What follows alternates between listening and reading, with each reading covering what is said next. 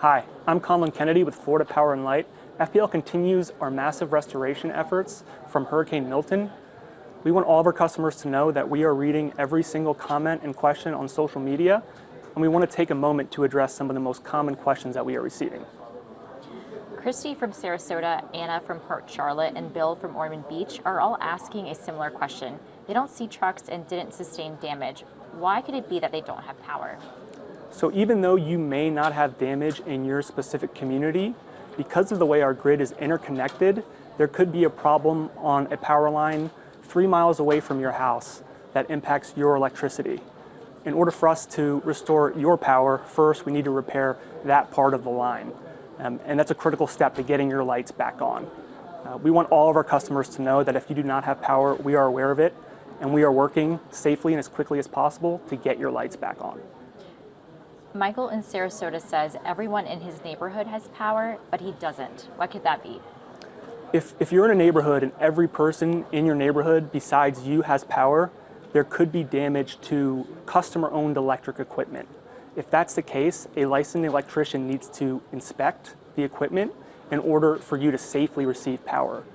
Once a licensed electrician does assess the damage to your customer-owned equipment, we will work safely and as quickly as possible to get your lights back on. Diana in St. Lucie is asking why crews are sitting at large staging sites and not moving out to restore power. So FPL has a restoration workforce of approximately 20,000 brave men and women from 41 states that are working around the clock to get our customers' lights back on. But our line workers are humans just like us. They need to sleep, they need to eat, and they need breaks. We set up staging sites in areas where we anticipate biggest impacts from storms. And those staging sites are like mini cities for our line workers. So those are 24/7 operations. These line workers are working 18 hours a day, 7 days a week in staggered shifts, so we are working around the clock. But again, they need breaks just like the rest of us. Another thing that could be happening is line workers could be finishing one job and moving on to the next job. We ask all of our customers to keep their distance from our line workers and allow them to do the work to get your lights back on. Juan and Joshua, both in Fort Myers, say power was fully restored, but now it's out again. Yeah, so hurricanes can often have long-lasting impacts that aren't felt right away. For example, the strong winds from Hurricane Milton could put tree branches, make them looser, and those tree branches could fall on the lines later, causing an additional problem. And another thing that could be happening is because of those strong winds, they could loosen some of our electric equipment, and that electric equipment could, at a later time, cause an issue for your power. But if that's the case, we want our customers to know that we will continue to work to get their lights back on, even if it goes out multiple times.